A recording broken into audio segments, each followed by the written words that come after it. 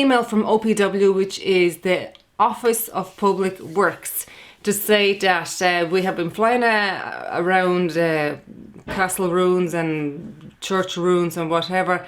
They asked us to clarify, so I clarified that any sort of bigger kind of castle ruin that we have flown, we've asked permission and they were okay with it. Anyway, they said that they own about nearly 800 ruins around Ireland and that we're not permitted to fly. Here is a discussion on the national radio station about drones. 1850 715 815. Hello, good afternoon, and you're very welcome to Live. Christina, good afternoon. Good afternoon, Joe. How are you? Good, and as we know, drones and sales of drones went through the roof this Christmas time. More and more of them in the country. You've been operating a drone for what, a number of years now? A number of years now, yeah. I think I was on to your show last May or something like that. Okay, you do a lot of very scenic areas, but now you've got a warning, a threat from the National Monument Service of the Office of Public Works. What have they told you to do? They told you to stop using your drone over their property. Basically, yeah, which I was not aware of. It was the first time I've ever received such a kind of information. Or drone filming is not permitted on or over national monument sites. I didn't know that. Well, yeah, but hang on. Does your drone actually land on the national monument? No. I'm outside the sort of area. Oh, it's a hobby for most people, isn't it? It is. For me, definitely, it's a hobby because I love showing beautiful Ireland, and and also the fact that actually over the Christmas we went for a walk in Holt. We had no drone, no camera, no nothing. We just went for a walk, and there was a person that had one of those new drones. It's like the size of your hand. It's called DJI Mavic. He took out from the bag and he started flying, and there were so many people with kids. It was a relaxing afternoon, and it was a windy afternoon as well, which I would never fly in windy conditions, And there he was flying above people's heads with his little drone. That's irresponsible. I would never do that. I would never fly. People, okay. Now, the fact that the OPW they've banned you from nearly 800 sites around the country. Yeah. Does that mean you can't, for example, you can't use a drone in the Phoenix Park? No, you can't. No, you cannot. Oh, can you not? No. No. The IEA actually. There's a list of places as well where IEA say you do not fly in certain places. Mary is in Clare. Go ahead, Mary. You're listening to Christina and Robert. 51551 text. Yeah, go ahead. Yeah. Good afternoon, Bill. Happy New Year to you and all your team. I'm fascinated because, to be quite honest with you, I'm not quite sure what a drone is. Now, I've heard of them, and I do think there was an airline there recently who sort of were giving out about it. They could be quite dangerous with that. And of course, we have more airlines now than ever in the skies at the moment. But apart from all that, Joe, I think it sounds like a spying machine.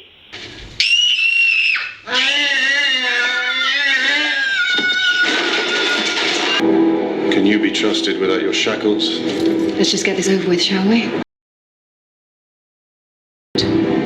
We need to know how to destroy it. Now, what are you saying? That you're saying Christina's a nosy Parker? No, I'm not saying that at all. She's probably enjoying it. There are a lot of innocent people out there. But you're saying her hobby should be banned. I do actually, because it could be quite dangerous. Joe, good afternoon to you. You're a farmer. Christina has been told to desist filming over national monuments. Now, she doesn't actually touch the monuments, and I didn't know that the OPW owned the airspace above them.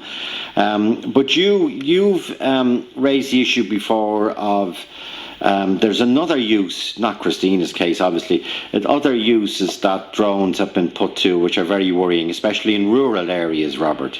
Absolutely, Joe, yeah. We have highlighted the issue of drone use in the area, and even we've been notified there since Christmas of the upsurging usage in urban areas. Now people are beginning to start worrying about these. I myself had a drone fly over my property one night. Now I was robbed when I was 14.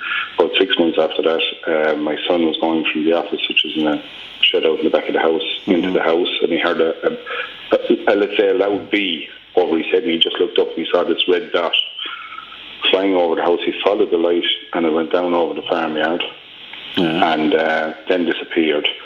But the problem with the drones, Joe, in themselves, they're, what would I say, innocent.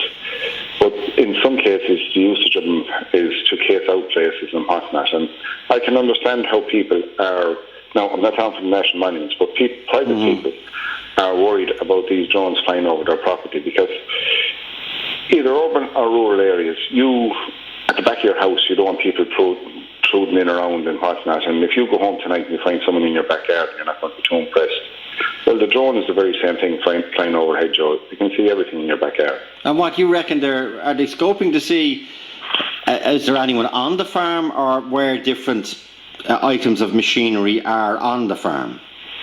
Well, I'd say more to see for the different items of machinery are on the farm, and also they can see if there's no one around at that stage as well, I'm sure. But it's very simple, Joe.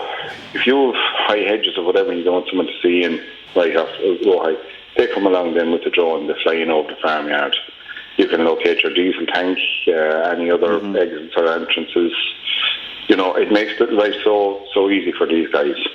So sorry for those who have had a bad experience with drones, for those who have kind of misused the drones, like in that gentleman's case whose house was robbed.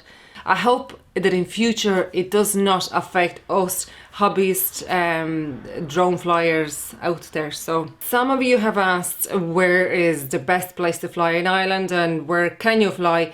Well, I would suggest that you just log on to iea.ie for further details, because it'll show you exactly what parts of Ireland you can fly and you can't. Is that the racing car?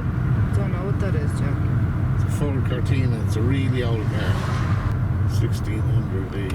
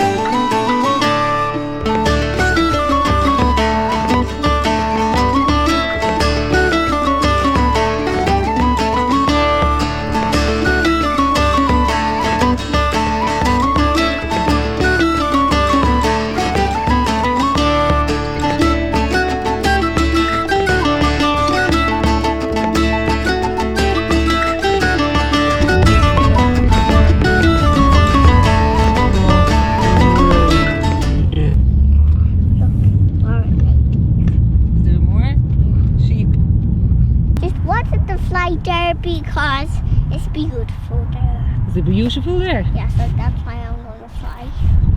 Where's the back? Come here for a second, you have to say it now. Say hello. Hello. And you're wearing mommy's hat?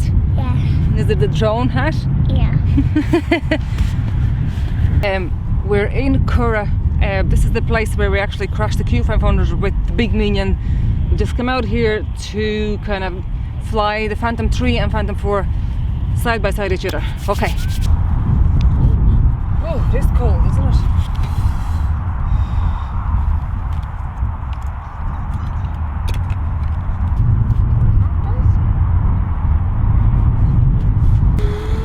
There she is, Phantom 3 advanced.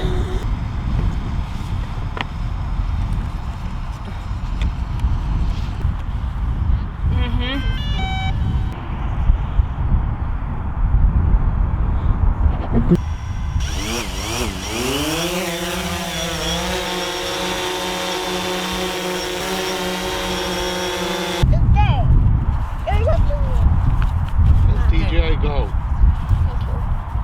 Isn't it? Yeah.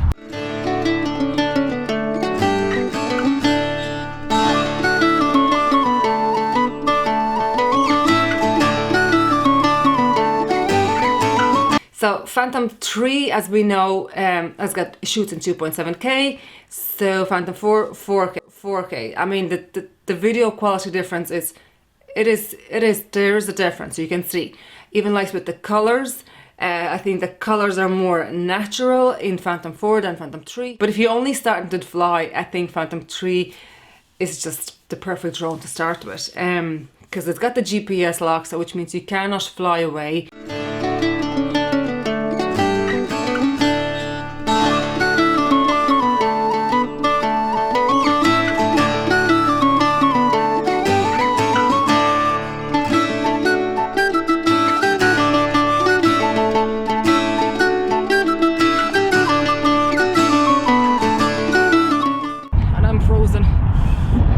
that is it.